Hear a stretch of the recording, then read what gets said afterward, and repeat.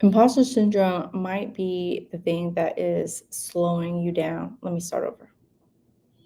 Imposter syndrome might be the thing that is stopping you literally in your tracks from either starting your business or growing your OT business to the level and the size that you're hoping to grow it to. And I'm going to share with you 3 steps that you can take to move on and to eliminate it from your space.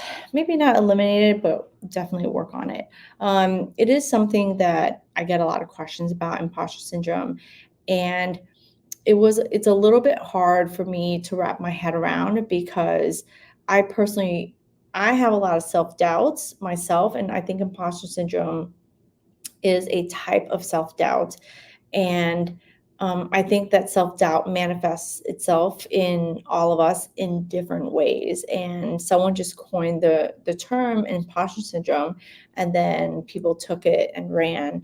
And it explains certain things, but regardless of what it might mean to you, I want to share how it's actually really harmful, and some things that you can do about it. My name is Huang. I'm an occupational therapist and certified hand therapist. And I started my OT business over 10 years ago and have grown it, with my brick and mortar clinic and also doing a lot of stuff online. And I never necessarily, I have the personality where I'm like, nope, that's not me. But to a certain extent, that's me too. I just call it something else. I call it self doubt. And I definitely have it. And I think we all have it to some extent or another. And I talk to a lot of therapists who want to become a CHT and feel that they have imposter syndrome and that they can't become one. But, as I develop, as I'm doing more videos and teachings on business skills, I'm realizing that the imposter syndrome that you had when you're trying to get that job in hand therapy and getting that from that job to becoming that expert, becoming a certified hand therapist, is actually bleeding into your ability to start your business and to grow your business as well. Because there's a lot of people who want to become CHTs because they want to use that as a marketing tool, as a way of showing that they have an expertise and they want to start their own business. It was definitely part of my journey. Before I started business, I was like, I want to become a CHT first, and then I'll start my business. Um, and I think that if you cannot see your value and you cannot see your worth, it's really tough to then share with other people that your value and your worth. And imposter syndrome might be the coin terminology of this day and age that could be holding you back. And where it starts to bleed is it starts to bleed into you don't even want to share your perspective because maybe other people know more or other people are going to say something about what you do and what you don't know. It stops you from going to the doctors that you want to that you want to collaborate and get referrals from. And it's hard for you to say like, hey, I specialize in this, I know how to work with this. And it's showing up in so many ways. It's showing up in you not being able to go on social media, go on camera.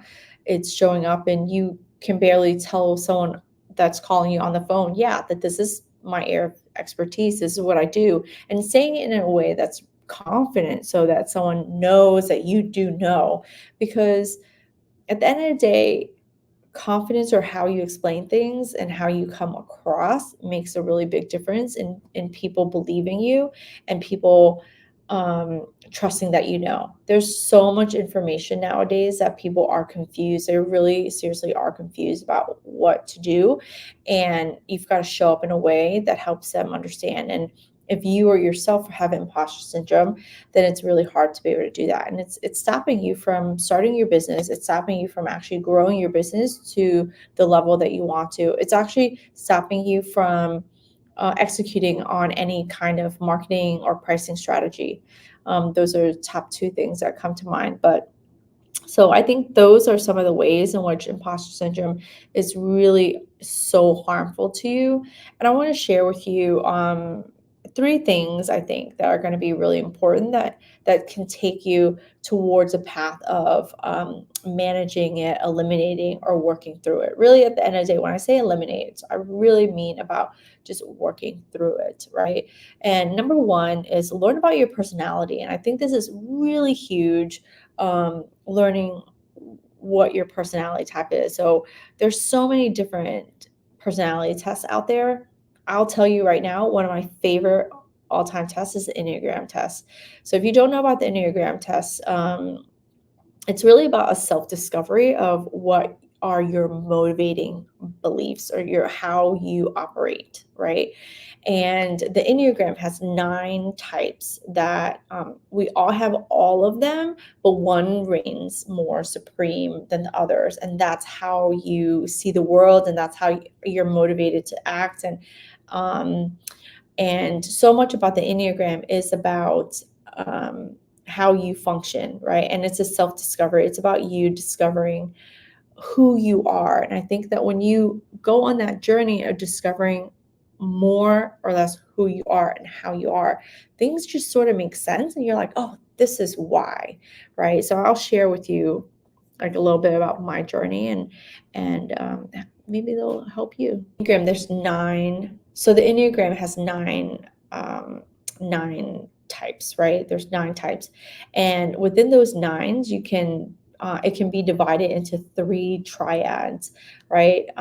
There's a group of numbers like 333, right? There's a group of numbers that if something bad happens to you, your immediate reaction is anger, right? And that is usually tied with the triad. Like, you tend to listen to your gut, you tend to make decisions based on your gut, right? The other triad is more of when something bad happens to you, you're very fearful, or your kind of like your operating system is always based off of fear. So fear can stop you. People who fall into that triad tend to be your overthinkers, right? They tend to be your overthinkers. They tend to be very brain centered, like, making decisions based off of their thinking or overthinking. The third triad is more on if something bad happens to you, you feel more shame. So instead of being outwardly directed like the gut people, you internally directed, and so there's a lot more shame related to it. So anything bad happens, you have more shame, and those people are very heart-centered, so they're very feeling people. They feel very deeply, and it's not to say that all of us, we don't have one aspect or the other. We have them all, but one is your main thing.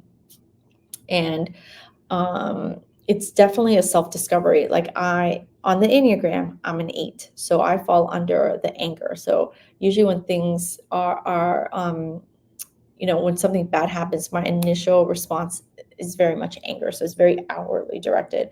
I have a very strong personality, and I tend to want things done a certain way, but I'm also someone who, feels very strongly that there's a certain fairness in the world, and like, I'm always rooting for the underdog. Basically, like, it needs to be fair for them. So anyway, there's a lot to it. And when I started to discover that, when I first started going out in business, I started to realize, like, a lot of the things that I was getting frustrated and upset with, that it was a part of my personality, right? And within the personality test, you can see where you're healthy and unhealthy. And I think that's so important as well, because sometimes when we're not in a healthy mental state, we're going to react differently than if we are in a healthy mental state. And so I used to react really, even when I was young, I would be really angry about a lot of stuff, and everything was so unfair. And, like, there was just all this, all this pushback and all this anger, and I just didn't really understand it. It didn't help me in my didn't help me in my adult life, and it definitely didn't help me in my business life. But once I started to realize, oh wow, this is how I actually operate. You almost do a lot of what I would say like forgiveness work. It's like the internal work, which is the number two, right? So learn about your personality, find which one actually helps you the most. My favorite is Enneagram. Find yours. There's so many out there.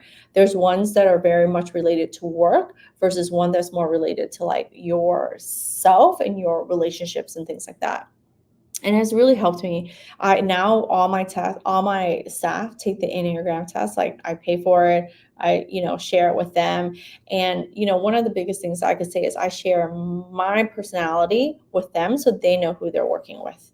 They know who I am. They know what makes me tick, because I need people who understand who I am in order to work so closely with me, and I need to know who someone is not, so that they're not forced to do something they don't want to, and it's not forcing me to do something that I don't want to.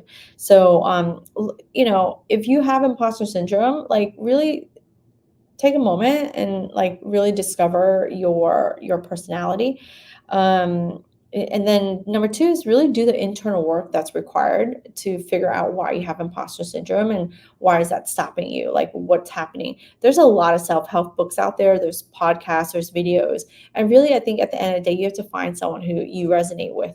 I found the Enneagram, and I really resonate with that because so many things made sense to me. I was like, oh my God, that's why I'm like this. Oh my God, that's why I'm like this.